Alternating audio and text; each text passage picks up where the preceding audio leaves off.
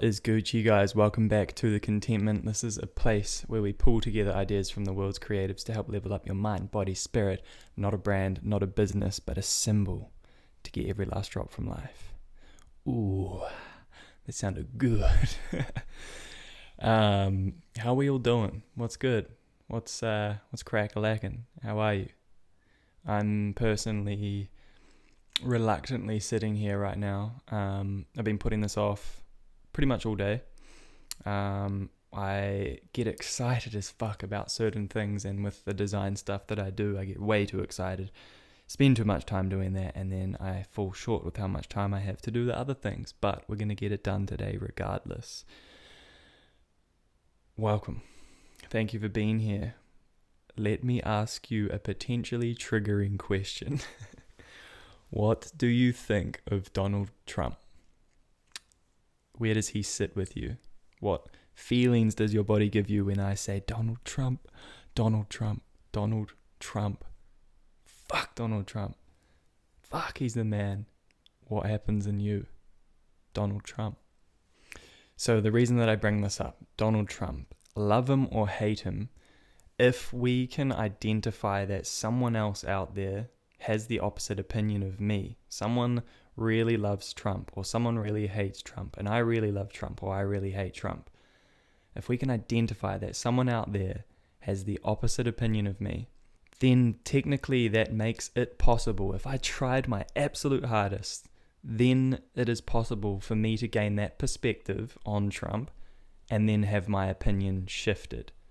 And if you think about the implications of that upon your worldview and every single thing that you love or hate or have a certain opinion and perspective on, it can really help you understand where we might be limiting ourselves.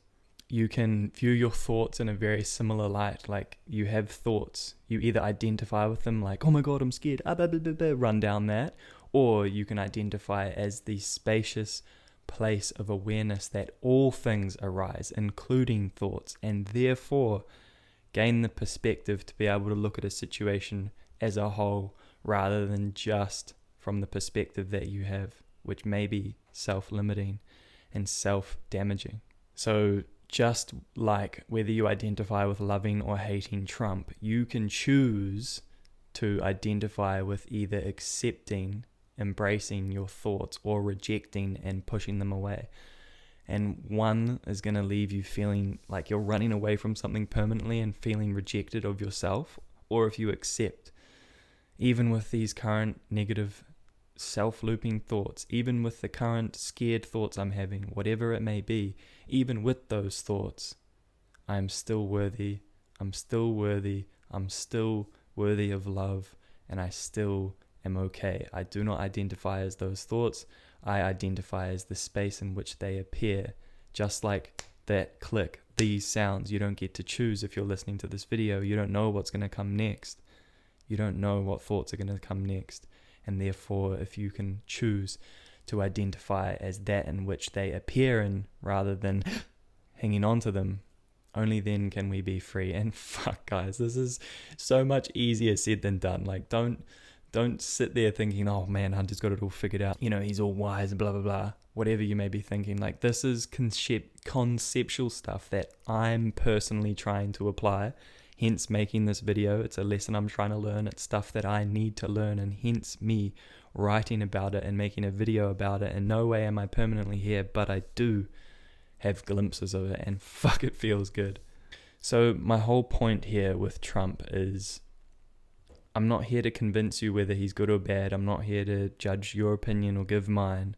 I'm simply here to illustrate how difficult it is to identify as the truth, as the space in which thoughts appear, and not get wrapped up in the thoughts and not identify so heavily with them, which leads to suffering.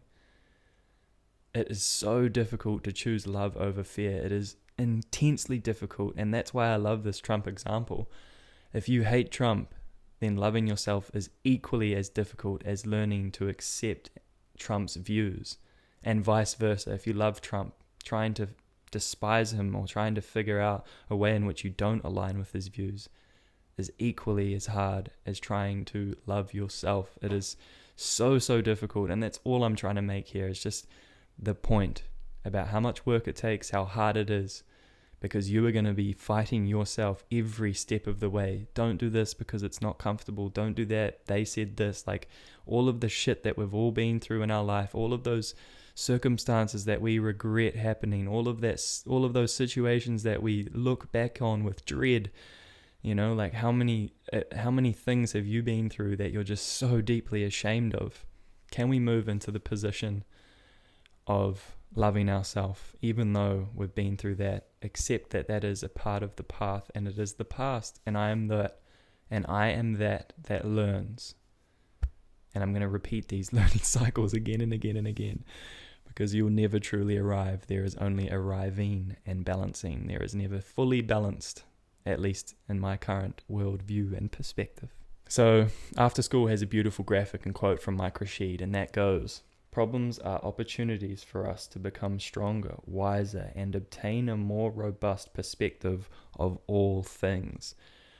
I think that's such a banger, because with perspective, we can zoom out on all of our problems in our life and think, am I currently just being triggered, and is that situation really as bad as I'm making it out to be? For example, I slept in this morning. I woke up and I was wanting to get up earlier and get some shit done, but instead I slept in. Instantly woke up mad and like, fuck, I've wasted so much time. But then once I'm like, oh, actually, I can still get everything I wanted to get done today. Can I gain that perspective and truly step into that? Maybe, hopefully. Only with perspective can we see that other idea, and it's so much easier said than done. Again, it took me a long time. It took me to do some breath work and practices to actually dive into that feeling, because I was still like, fuck, I could have had like a whole gym session and blah, blah, blah, blah by now. Anyway, as Mike Rashid's basically saying, your thoughts are not your opinions. Your thoughts are just thoughts, and you get to discern between them. You get to choose which ones you keep entertaining and which ones you actively identify with and which ones you don't. So even if you have a fixed view, you can change that from the perspective of viewing thoughts as thoughts, not as you. And again, I love referring back to this. I'm not here to tell you whether Trump's good or bad. I'm just telling you how difficult it is to choose love over fear, to accept that maybe you were wrong in the situation, to see the truth of the spacious life that we truly live. All of the things that have held you back in the past and all of the things that continue to hold you back now are 99% stories in your head. And I say this from my perspective. I'm still so limited by all of the bullshit. But when I'm free from it in those brief moments, everything feels so open and abundant, and the world is that abundant place, and you get to see it from that viewpoint. If you think about it, let's say world is hell on earth. There is that perspective. Wow, so much suffering, everything's hard.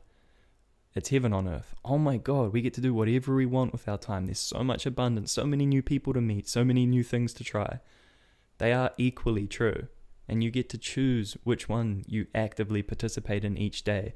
And it's going to be just as hard to participate in the positive experience as trying to learn to love Trump or hate Trump, whatever your views may be. I'm really just trying to nail that home. Like, it's so fucking hard to live the life that we think we should be, that we believe that we should be aligning with. I hate using the word should, but it is in this case for me true. Like, there is a way in which I believe that I should live. And when I align with that, I feel incredible. My whole being and body, they all know what to do already. If I listen to that invisible tug, if I participate in the things that I know are good for me, then coincidentally I feel better. Therefore, I should participate in those things. Now take that with a grain of salt and have grace for yourself, because we're human and we fuck up, and it's not as easy as just being a robot. Like, I'm a tick box robot, tick, tick, like, fuck. Fear is always here. Fear is always trying to keep us safe. No, don't do that new thing. It's a lot easier if you just stay home and do nothing. You're safer. Fear is trying to keep us safe. Can you love that part of yourself that's trying to keep you safe? Thank you for helping me. But it's time to face fear so that I can manifest the life of my dreams. To create something new, to try that new thing, to post on social media, to start a YouTube channel, whatever it might be. It's so much of facing fear that you just have to say, fuck it, and do it anyway. YOLO. I just said that. And as you start to face new fears and expose yourself to fear and realize that, holy fuck, even though I did that thing that made me feel like I was going to die, I'm still alive.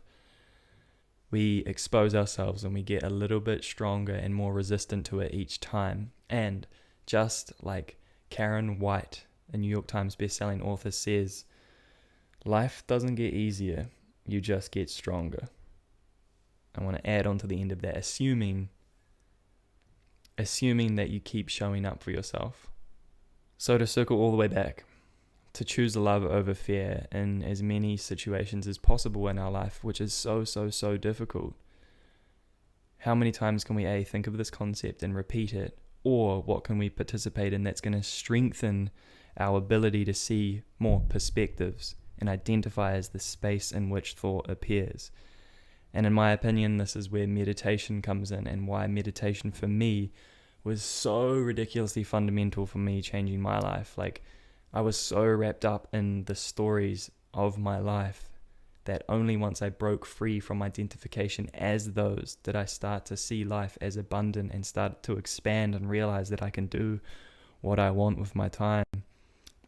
And I'm truly heading in that direction, and it feels so empowering.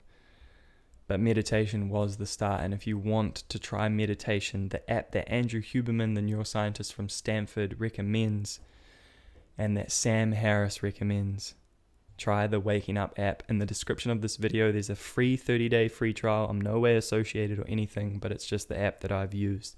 And I've clocked over 750 sessions there now, and it has genuinely changed my life and helped me navigate my intrusive thoughts and to be able to be at peace in the world, even with all of the bullshit that goes on sometimes in my head.